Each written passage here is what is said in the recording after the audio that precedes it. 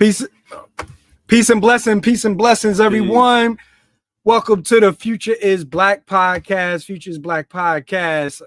My name is Naseed Gifted, and this is our co-host Dilettante J. Bass. And we are the Future is Black podcast. Thank you for tuning in. Hey man, it is an absolutely hot one today, and we got a hot topic that we're going to cover today. So we are all the way up to episode 21, where we're going to talk about tech horizons, innovation hubs in the African nations. Step into the world of innovation hubs in African countries to discover how technology is revolutionizing education in the Black community. Join us as we explore advancements in online learning, STEM initiatives, and the significance of representation in educational experiences, along with a special segment featuring a special guest, Rachaun Rogers, discussing the Epiphany Engine. So thank you guys for tuning in, man. Man, this has been a fun-filled week. There's a lot of stuff going on, and one of the things I wanted to kind of open up with was first of all, happy Father's Day to all of the fathers out there. Thank you. We actually had an opportunity to celebrate with the 41 Gentlemen's Association here on Halsey, where we came out and celebrated the fathers for doing the work, man, doing the work. So we were very intentional about that. So I want to just kind of mention that. But also yesterday was Juneteenth, right? We were, it was Juneteenth festivals all over the country. We just had the opportunity to go to one. Oh, here we go. We just had the opportunity to go one, All About Us in Jersey City. And I wanted to kind of open up the segment about the Juneteenth and the history of Juneteenth, right? Because one of the things, because it's becoming a national holiday, one of the things that I'm noticing is that the cultural relevance and the history of Juneteenth is actually being lost in translation, and it's actually kind of being commercialized. Because I wanted to see how you felt about that. I mean, I know we talked about some of the improvements that we would talk about with regards to the celebration, but like, how do you feel like how the representation of Juneteenth is actually happening right now, brother? Well, when I look at it, it's becoming, like you said, commercialized. It's going down the same path as Kwanzaa. Like when you see don't take away Kwanzaa, brother. When you see like the corporations and all that, commercializing Kwanzaa because people don't understand the principles, like all your gifts supposed to be made or educational. And the same thing happened to Juneteenth, but a little different though. Juneteenth is being embraced by the younger generation, but they're looking at it just like another festival. Everywhere I go, it's just like a festival, another party. And there's no cultural aspect to it, no culture, no history, anything. You don't even see an RBG flag, nothing at Juneteenth. Yeah. So I saw some really little ones. Yeah, they were little. It was like that big, they were real little RBG flags. For those who don't know, that's the red, black, and green. The red, black, and green. So the liberation flag definitely should be a part of that. With the Juneteenth festival, from the cultural side to the history, I think there wasn't enough importance about the history of Juneteenth when we talk about the Emancipation Proclamation, Galveston, Texas, the 2.5 years from the actual time that was actually reported from the Emancipation Proclamation to when Galveston, Texas actually found out about the Emancipation Proclamation and the freedom of the slaves. And even with that, there is some historical aspects or perspectives that a lot of people don't even understand, because even though this was written into law, it had to be enforced by the Union Army, right? Yeah. And being that, like you didn't have mass communications and everything like that, people were operating as business as usual. And one of the things where they think about the Civil War and how the war was, particularly over when I believe Robert Lee surrendered or something like that. There was still, factions in the South that still was fighting. And the Union Army didn't have the opportunity to be able to get to that. But when they got to Texas and everything. And then, of course, the word, and that's kind of like gets into the history of that. So we talk about, Juneteenth, which is actually Freedom Day. And we talk about moving into freedom and the freedom of the mindset and the freedom, through political freedom, social freedom, financial freedom. So all of those things and the future aspects of all of those things. So I think some of those things are kind of getting lost in the translation of Juneteenth. Some people just think of it as, oh yeah, we got a nice day off in June. It kind of breaks up the end of the school year. It's becoming is a speeded up version of the 4th of July. Is what the 4th of July is now. Yeah. That's what Juneteenth is, just with a black arc over it. And that's all it is now. It has, just like you said, day off, a day to party, day to celebrate. But, and we talk about this because, we're being very intentional about how do we change it, how we move it forward, how we keep it culturally relevant to what the true meaning of Juneteenth is. You tuning in to the Futures Black podcast. So we thank all of you for tuning in each and every Thursday, 8 p.m. Eastern Standard Time. What do you think about, and with that, what do you think about Juneteenth? How do you feel about how it's being represented, here, across the country? I know a number of people have been to a number of Juneteenth festivals. Did you get the cultural relevance? Did you get the drummings, the dancing, like the opening ceremonies, the libations, all of those different things that's a part of our history and a part of who we are, as a people. I just didn't see, I just didn't see it, but, it definitely was a nice event. I'm not going to say that, so it was definitely a nice event. We got to see a couple of people, Crystal Waters, Music Soul Child, that was the individuals that were at our particular All About Us, because it was all about us. I just need them to go deeper into the all about all of everything that we're doing as far as the history and everything. But overall, the festival was really, really nicely organized and everything. I just wanted to make sure that the Juneteenth aspect of it doesn't get lost in translation. So I wanted to kind of open up with that and, let us know what you think, about Juneteenth and the representation of that. Put your comments in the chat. Let us know where you're tuning in from. So I wanted to kind of, talk about these innovation hubs and education in, the various African nations. There has been an uprising. A lot of people think that, the motherland is technologically behind, or most of the times you hear about third world countries and everything. But there is a number of, hubs, where we call different Silicon Valleys that's existing on the continent and everything. And I wanted to kind of talk about the top 8 tech hubs in Africa right now. So we got a guide for that. But there is a number of hubs that's going on. One, of course, is, Lagos, Nigeria, which has about 16 million people. Have a couple of tech companies, you may not have heard of, but these tech companies are doing some powerful things. And then, how we have Silicon Valley here in Nigeria, they have a huge financial capital, also known as Nigeria's Silicon Valley, which is existing right in Lagos, Nigeria. And that is about 16 million people. They have co-working spaces. Some of the top companies are Anadel and Flutterwave.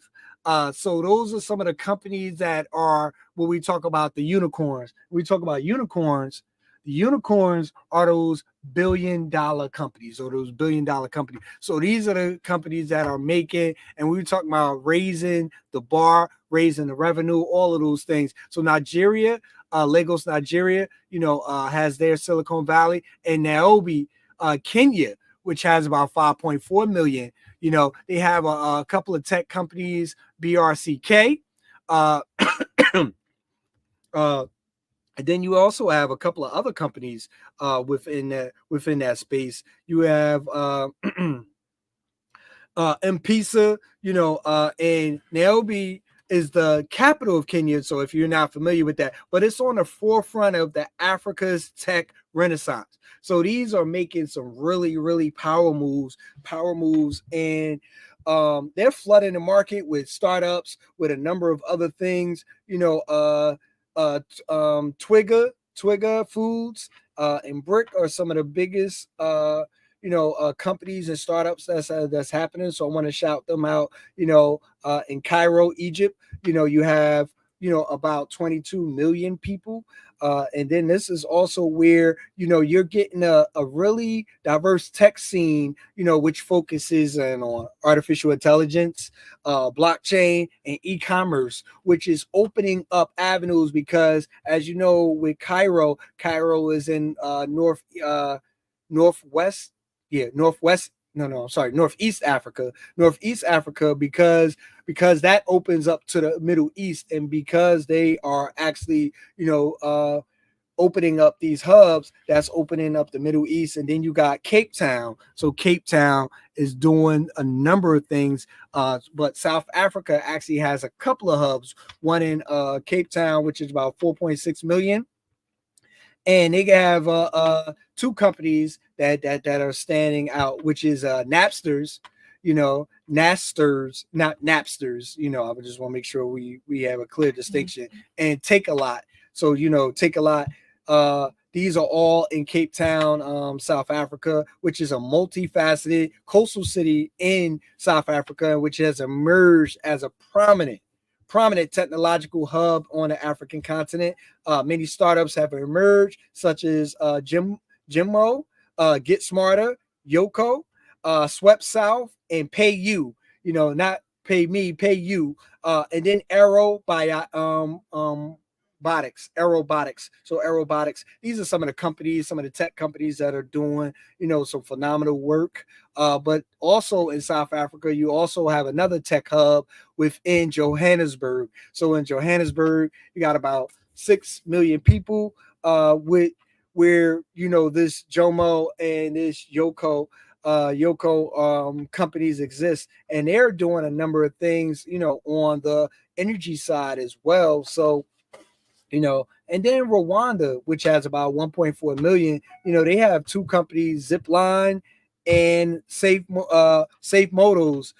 This is where they are making strides in the tech, ecosystem, and they are creating these smart cities and smart city initiatives and emphasis on, digital innovation. You're going to see a ton of, co-working spaces here, and then they also host African Tech Summit each year, which attracts investors and entrepreneurs from all over the world. So that's, and then you got Casablanca, Morocco, which is about 4 million people, but they have some tech companies, so excuse me, with an I, and Heat Tech. So Casablanca, which is Morocco's commercial capital, has been making strides in the African tech scene. So these are the major players that are making waves, within this tech space. And it's just something that we wanted to kind of do. And there is an article on CNBC Africa, and I would definitely make sure that we put this in the chat, where we talk about the rise of African tech hubs and how they're becoming the Silicon Valleys of the continent, right? And when we talk about that, we're talking about venture capitalists. So in the cities, and we talk about startup capital and everything, you need money to be able to start a tech company, right? So despite, the impressive figures of them being able to raise like 1.4 billion in 2023 to date, which covers about 633 companies. That's actually down from 2022, where they raised 3.3 billion dollars for these 633. A total of 633. So the number of startups is actually decreasing from 186 to from 633 over the last 2 years. But one of the things that we wanted to kind of get into where, the bigger the city, that you need venture capital to be able to grow these particular companies. And with that, you need to be able to look at those things and be able to see that, you need money. You need money to make all of this happen. So that is where, we are with, with all of this, and, some challenges and some of the other things, within these particular spaces that we like to, kind of cover and highlight. But there's a boom that's happening in the market, man. And, shout out to Akon. Akon is building Akon City, which is actually another tech hub. Oh, he was. And then he ran out of money? Yeah, like one of them scamming tech people asking for their money back. Oh. Something like that. Okay. So I have to retract that. Hold on. Let's scratch that out the script right there. So, we'll have to just definitely bring that back.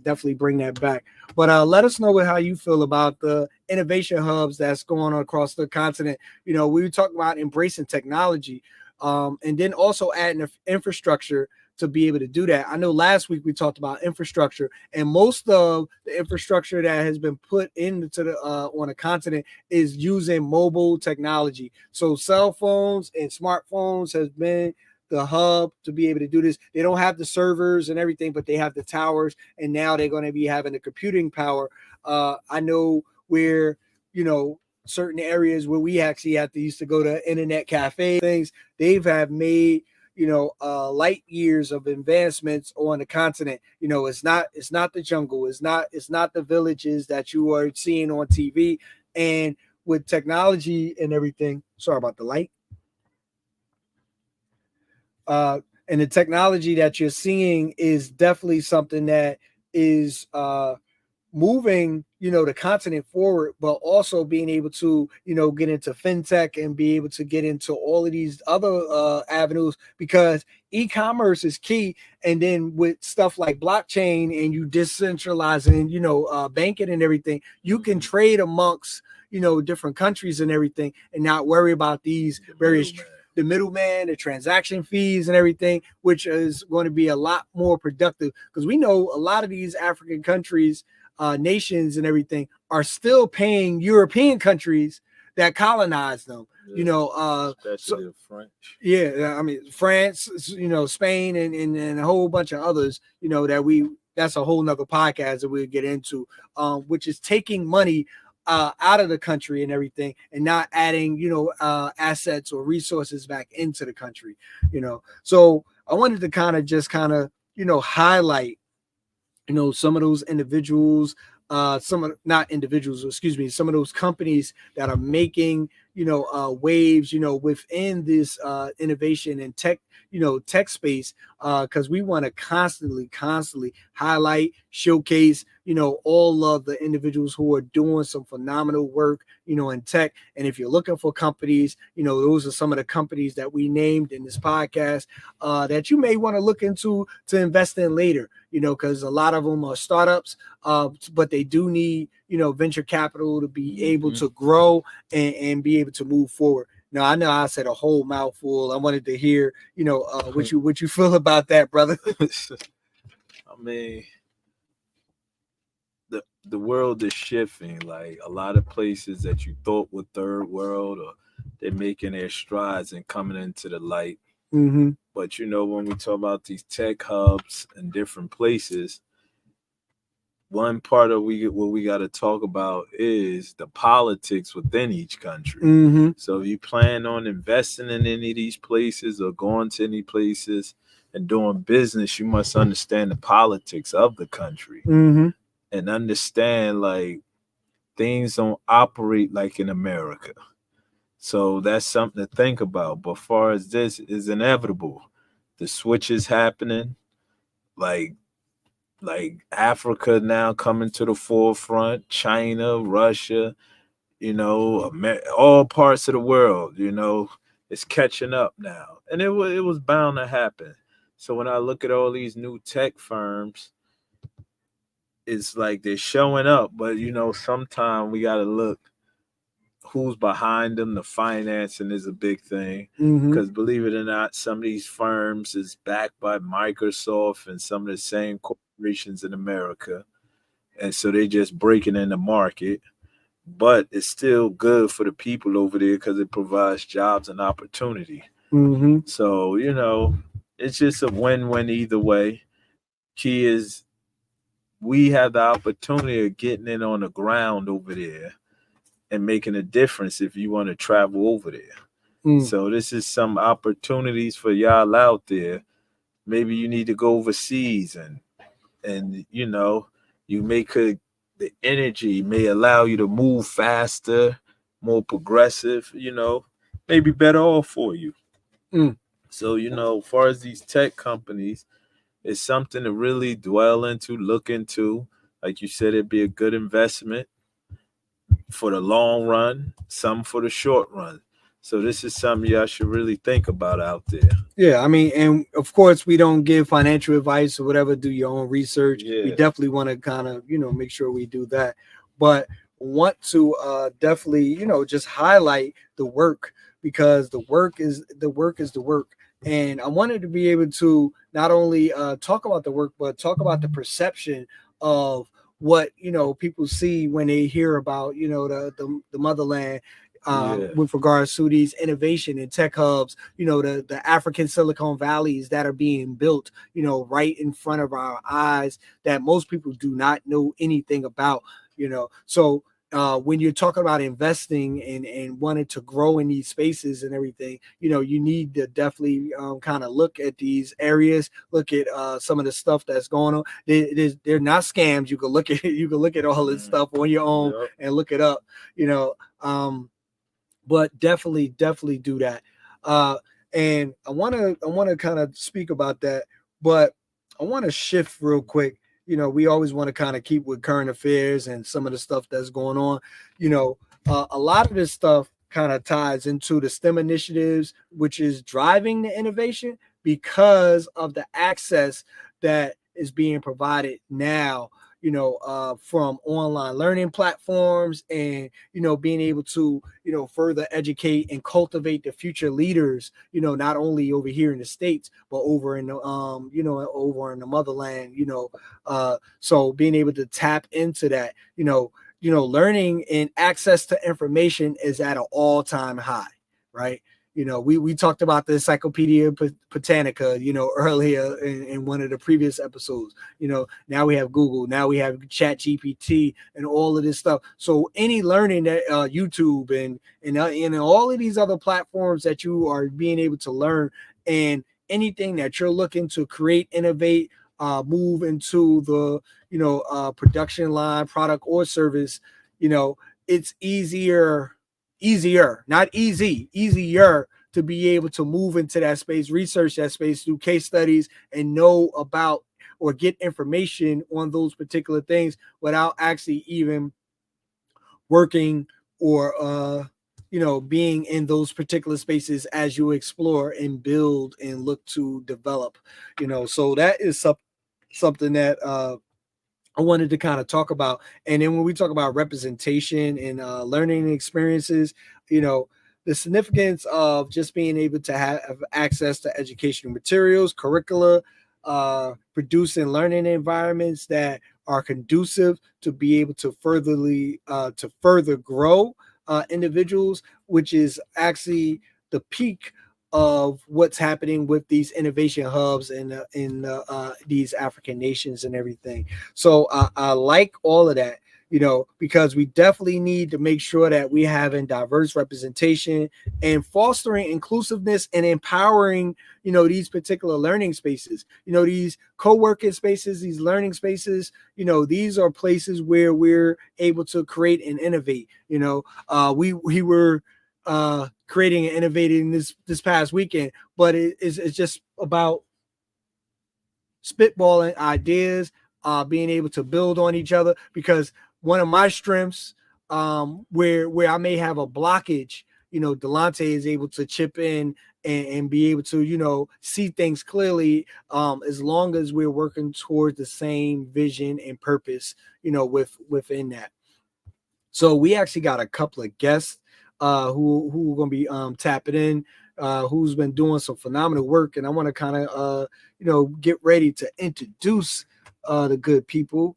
So we actually got a quick little intro. We got something on the chat. Let's see. Okay. Yep. So yeah, they we always try to kind of tap in, and they've been doing some phenomenal work. And I'm gonna let them talk all about it. But without further ado, because I know he actually has a guest with him, I wasn't sure that he was bringing somebody, but without further ado, I want to bring in the special guest, Rachaun Rogers, for Epiphany Engine. He's going to tell you about this particular project. So let's give a big Wakanda welcome, to Rachaun Rogers, as we are going to be able to welcome him to the stage. Rachaun, peace and blessings, brother. Peace and blessings. Hey man, how's it going, bro? How's it going? All right. So, man, I was doing the research, man, and I was looking like, wow, Epiphany Engine, and I was like, what is Epiphany Engine? I know what it is, but I need the viewers to know what's going on. And I know you guys got a Kickstarter going on right now. And when I looked at the number, I said, okay, they're at $12,086. So you are at 1/5 of your goal, with 198 backers and 28 days to go. But let the people know what the Epiphany Engine is, man. Definitely let us know what the Epiphany Engine is. Yeah, so well, Epiphany Engine, we have a Lawful Evil has a project coming out too, but Epiphany Engine is about a family who is traveling through the multiverse to defend the multiverse essentially against great evil. So that's they're doing very good. They're doing very well. So it's essentially like a Christ on Infinite Earths, but all Black independent creators. But we as Lawful Evil, we also have a project, secret, well, not so secret anymore, coming up. Project coming out called The Dark Spider. Our main character, Dark Spider, with a Vengeance, which is kind of like our Kickstarter coming up, which is kind of like a Netflix Daredevil, if you like that kind of stuff. If you like the Titans TV show that used to come out, that kind of stuff. So we're working on that as well. That's like our main thing we're working on too, coming out in July. So yeah. And I have my co-creator here, Ashes, which you met at the at KHEM FEST. We were at KHEM FEST with you guys. I think it was last year, and we had a great time. We want to talk a little bit about that as well. Again, like I said, our Kickstarter. But yeah, Epiphany Engine, we're happy to be a part of it. We have two characters in there, Dark Spider, who again is having a Kickstarter, and our character Scarlet Recluse, who is debuted in our Lawful Evil issue 3. Nice. So yeah, so we're thankful to have our characters featured in this very auspicious and very what seems to be a prolific crossover. This is huge. So yeah. Okay. No, that's powerful. That's powerful. So I wanted to bring it up. If you could put that link in the chat, and then I could bring it up and let people see. If you just put that up there, right. And I'll make sure that I put the banner up for that.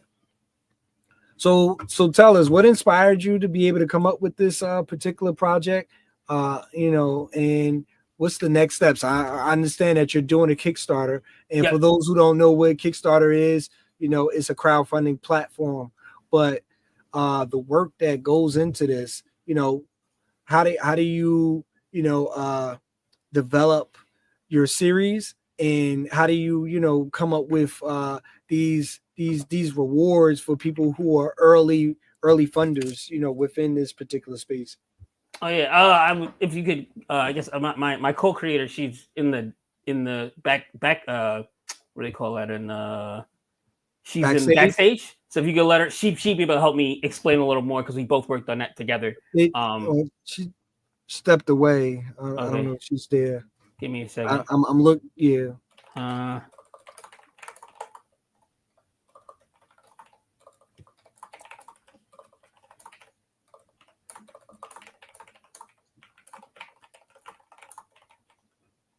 Well, you're a master typer over there. Yeah.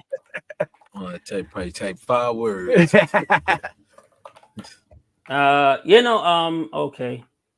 Yeah, no, she said she's there. But yeah, no, there you go. Sorry, there we go. So yeah, let me put the link in the chat here. But yeah, it was kind of interesting. We had not necessarily we had thought about, looked at other Kickstarters. You always want to do market research, and I feel like we wanted to make sure that we were giving people as much bang for their buck as possible, as much as possible, in terms of giving them something to want more of, and also to support. So we decided on different things, apparel, different things that we have, like stickers and some other stuff. There's some other stuff we have coming. But it was kind of, you look at some people and they have t-shirts and hoodies and hats and cups. And we're like, whoa, are we, how, first of all, the pricing of that is kind of wild. When you need to talk about Kickstarter, nobody ever talks to you about like how much things should cost and all these other things. And that's kind of a big deal. You have to think about all of it. You have to think about all of it. So it was something we discussed constantly, to make sure that we were giving people things that they would want, but also being aware of like not making it hit the goal too hard, in terms of the money. Okay. So, I mean, with regards to this particular project, what differentiates this from all of the other projects that just come out? You want to go, Ash? Sure. Hey, everybody. How you doing? I'm doing good. How about you? It's been a minute. KHEM FEST was so much fun. But yeah, so Dark Spider, I think Rachaun has done a really amazing job creating it. He really took lead on this project, and it's such an incredible piece. It's a really nice introduction to learning more about the character Dark Spider from our Lawful Evil main series. We got a little spice, maybe a lot of spice, depending. So it's only, but just the Lawful Evil way.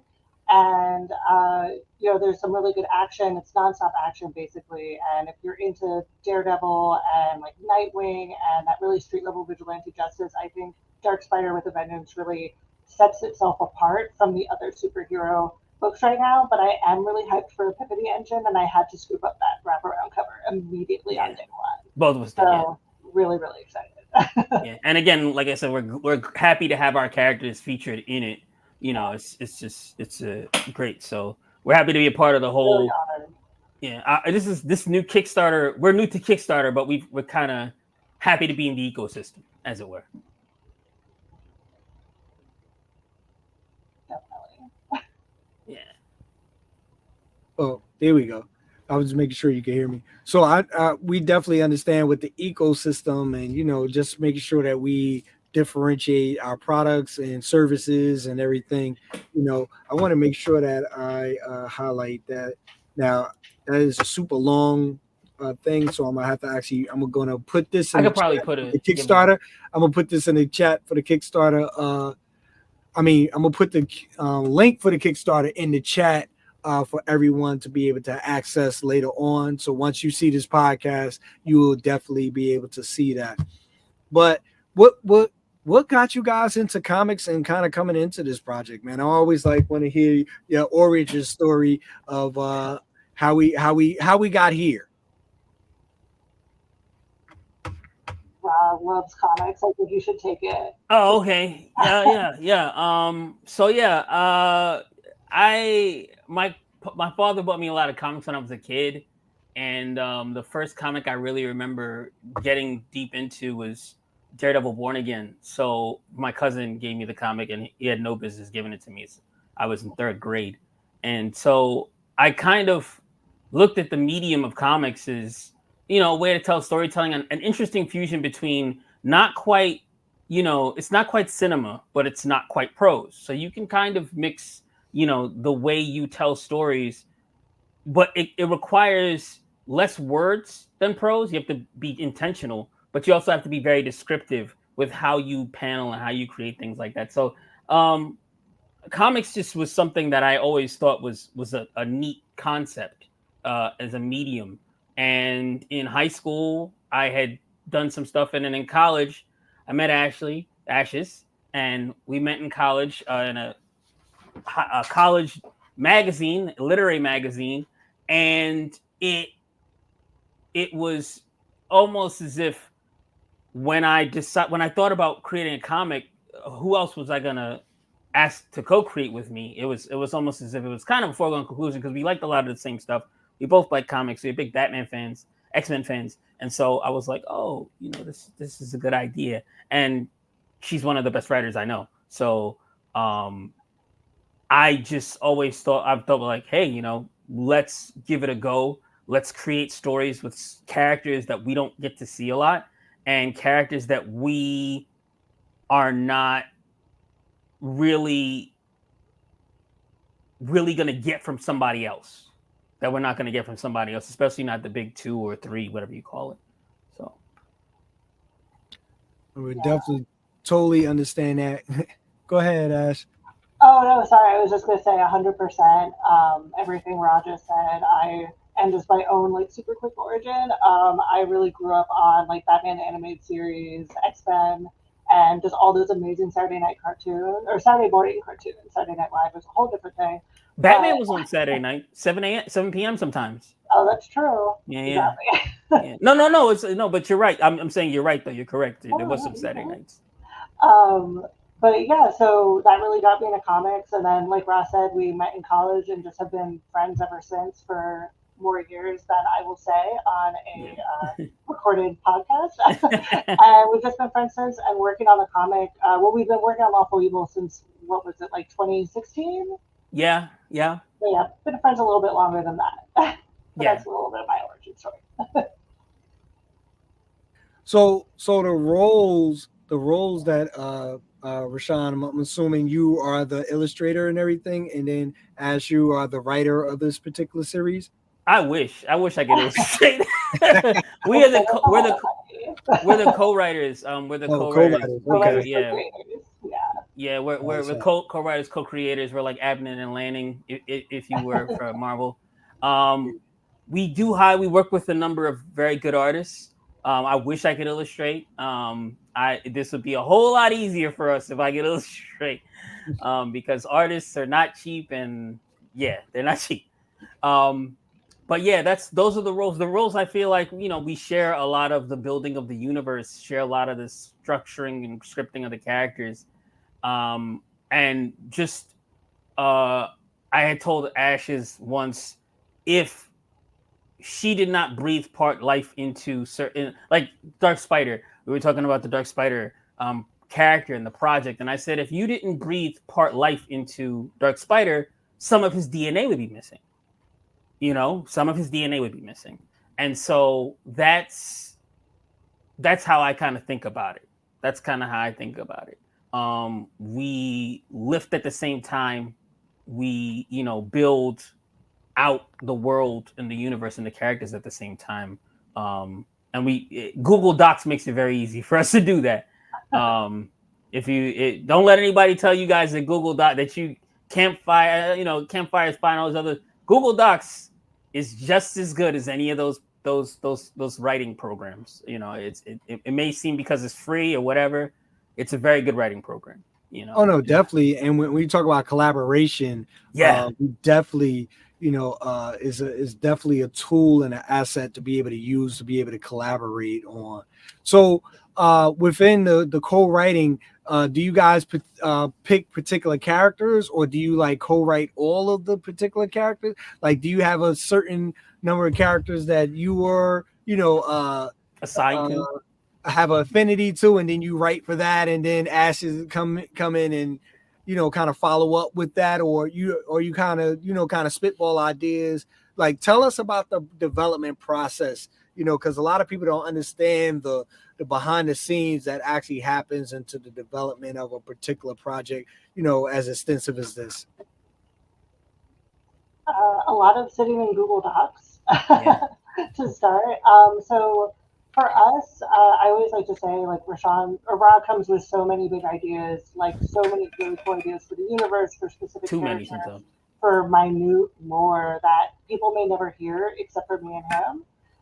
So there's always so much coming from him. I like to come in. I like to bring my own ideas, but I also, I guess one of my pieces is really like connecting everything together and kind of building out and making sure all of our stories work and there is a narrative pathway. And Ra really helps me with that as well.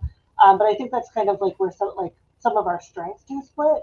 But in terms of writing characters, I think we all put a little bit, we both put a little bit into everybody.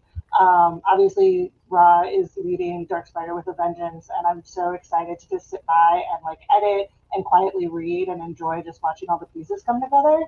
But outside of that, and there's our other protagonist, Seki Babe, aka Lily, and I'm writing something for her, and Ra was with me the whole way, helping as my editor, read all the little pieces. I hope you enjoyed it.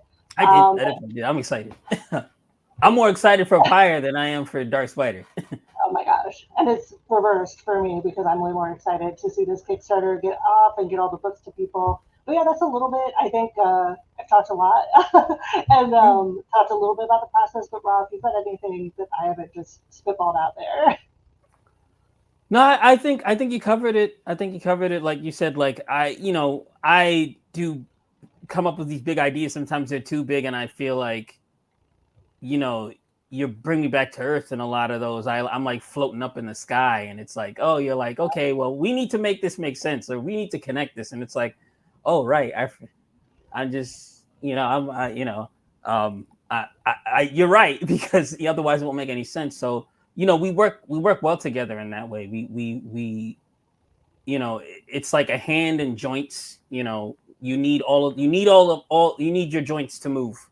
So that's how we work. Is like that body, or like a body. You need all of those pieces to move. So and the process usually, I think it's, for me, I could say, Ash, you could tell me if I'm off base. I feel like the process is usually pretty seamless, it flows free, and it's probably because we like a lot of the same things, and because we've known each other for so long that we don't really have a lot of we don't have any big disagreements about the direction to take things or characters. We're supportive of each other, and I think it's also because the way that we look at things. If something doesn't make sense, like Ash just said, I have a big idea, but it's just me, like a big idea that I'm like, okay, this is for later down the line, and she'll say, okay, that's cool. This is, how we have to bridge that to what we have now, and we have to make that work so that it's not just like people aren't reading the book and like, okay, well, where did this person come from? This guy, a spaceship just landed in the middle of a fist fight on a roof. Why did that happen? And, I think that when we explain to each other, we communicate in a way that's like, okay, that I understand where you're coming from. We understand where each other are coming from in terms of what should be where or how things should be built out. So I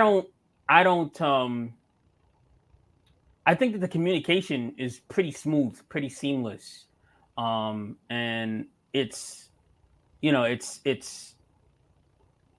actually, like I say, we let each other cook. We let each other, if we're cooking, if one of us is writing and we're cooking, just okay, I'm gonna let you on the stove right now. Do what you gotta do, put whatever spices you need to. And we kind of, sit it back. We kind of trust each other in that manner. And so I think that helps in the creative process. I think that helps. I don't know other creators who had, whatever kind of differences, but our creative relationship is pretty smooth, pretty seamless. Okay.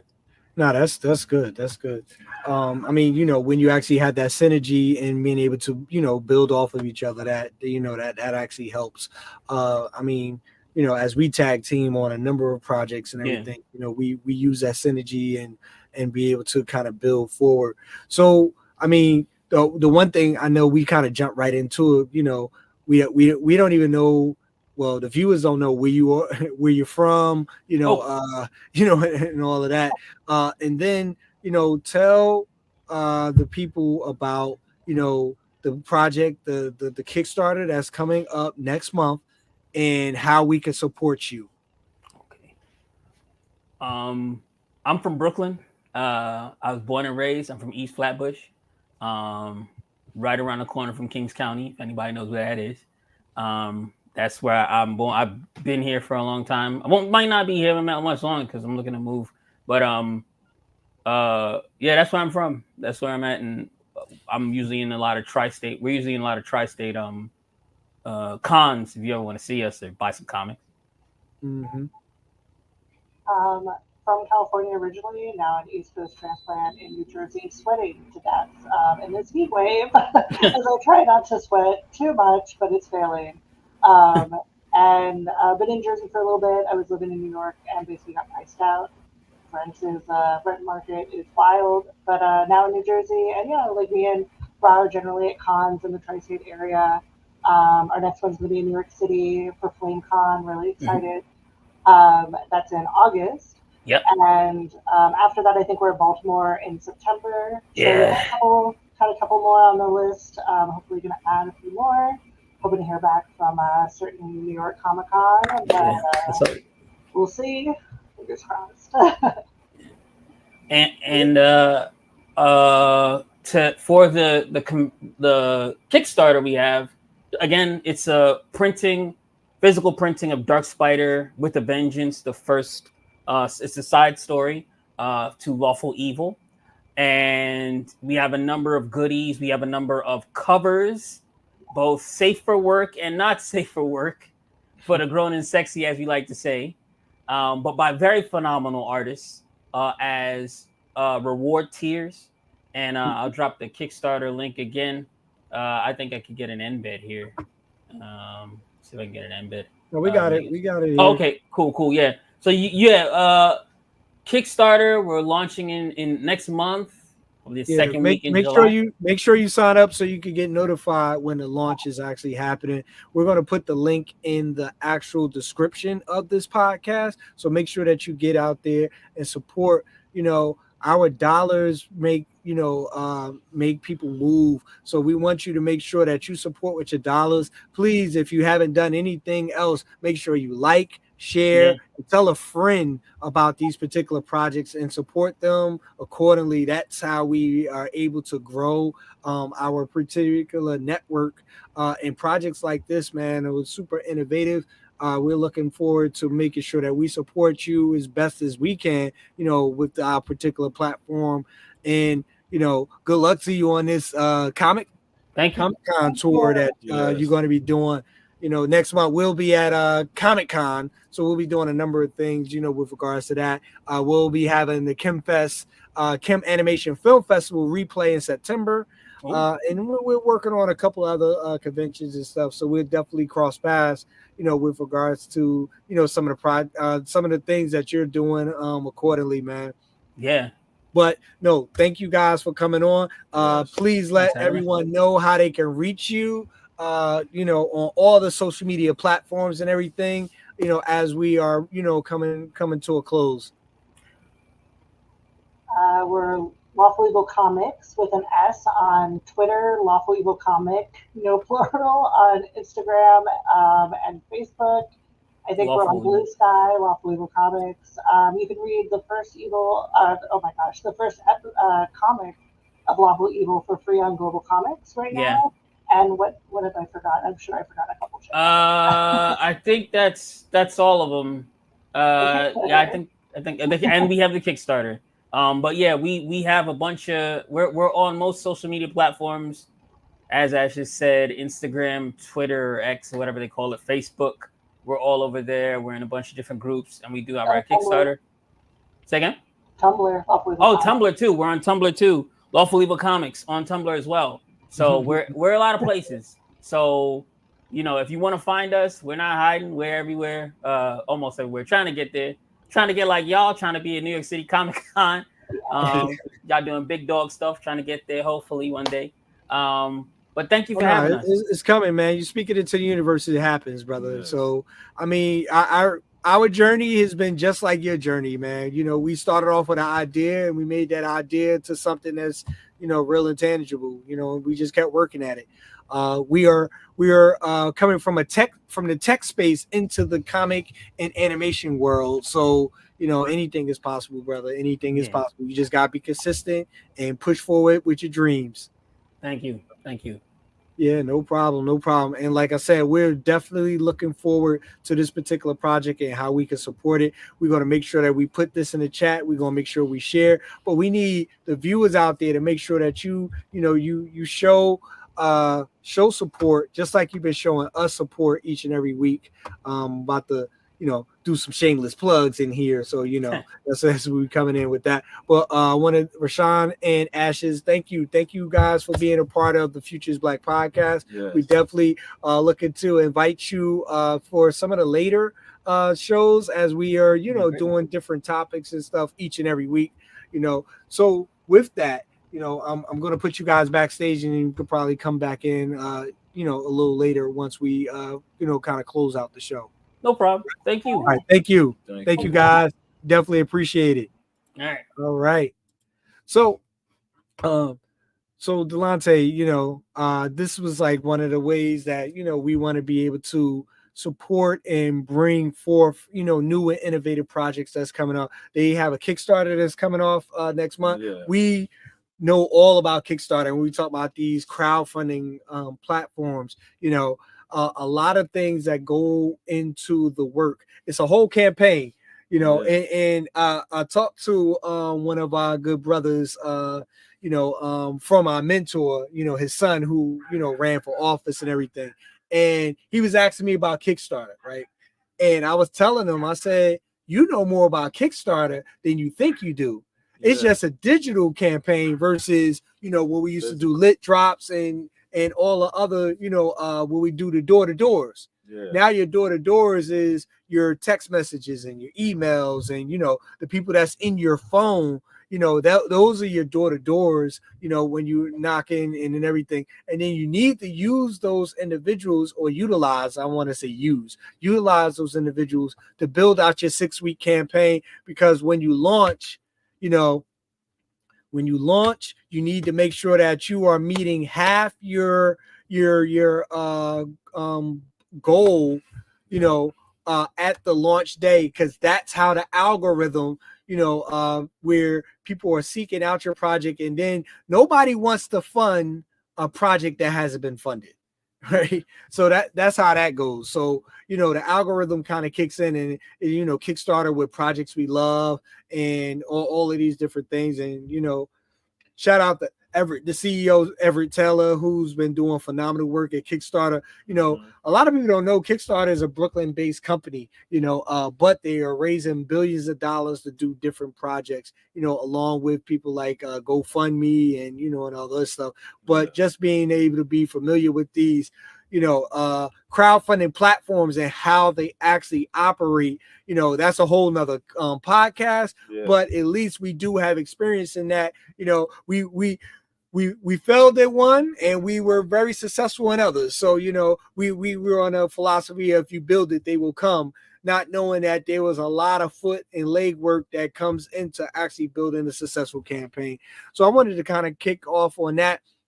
And then also, you know, go back into the topic that we were talking about, where we talk about innovation hubs and everything, you know, and just try to close that whole, you know, segment out of how these tech hubs, or when we talk about tech horizons, because that's the title of this, right? Innovation hubs in African nations, and how we're looking at tech, and then how the motherland is on the rise with all of these. And, you know, we mentioned a number of hubs that are, you know, throughout South Africa, East Africa, as well as West Africa.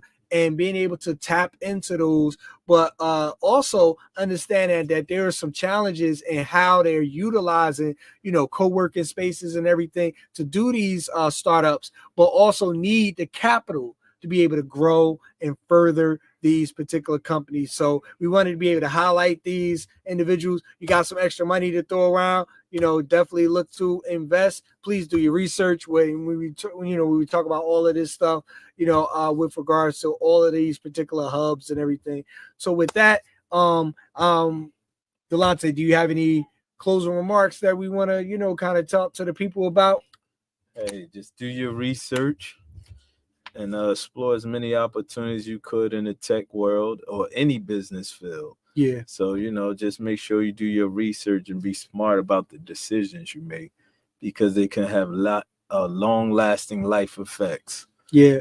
And definitely want to give out a couple of shout outs. One first is graduation season. So my niece graduated, shout out to Leah for making it to the finish line. Her moving up ceremony happened last week, so I didn't get a chance to speak to that because I actually was doing a podcast while she was graduating. So I definitely wanted to make sure I give her a shout out. And then, baby, I do love you. Thank you for being so great and making it to the finish line. And shout out to all of the graduates, the class of 2024. If you're in college, if you're in high school, if you're in elementary school, going into high school, man, making it to the next level is super important, and we want to make sure that we do that. I know during the pandemic, I was reflecting on, we did the pull-up graduation where, people have spent, 4 years, sometimes 8 years, within, these school systems to be able to reach to these points. So we want to definitely make sure that we celebrate them, for their achievements and everything. So I definitely want to do that. Shout out to Melvin of Downtown Realty, who provides Downtown Realty Studios for us each and every week. So shout out, and looking forward to you healing and getting better. Get well soon, brother. Get well soon. Any other shout outs that you want to give out, good brother? Nah, shout out to the people. Shout out to the people. So with that, we want to thank you guys all for tuning in. Definitely for tuning in. We actually had a comment. Peace family. Thank you. Hey man, thank you for tuning in, man. We definitely appreciate, each and every one of you for tuning in. This is the Future is Black podcast. And with all of this, we need you to, don't forget to like, comment, and subscribe to help us grow this channel. And we want to thank you for watching the Future's Black podcast each and every week. We're growing. We started with one. We're on episode 21, man. We've been consistent, and we're going to constantly keep growing this platform. Shout out to everyone who's been tuning in, man. Thank you. We're going to keep consistently pushing forward. So we want to say peace and blessings to each and every one of you. We coming in next week. We coming in hot. And thank you, guys. Peace. Open this door.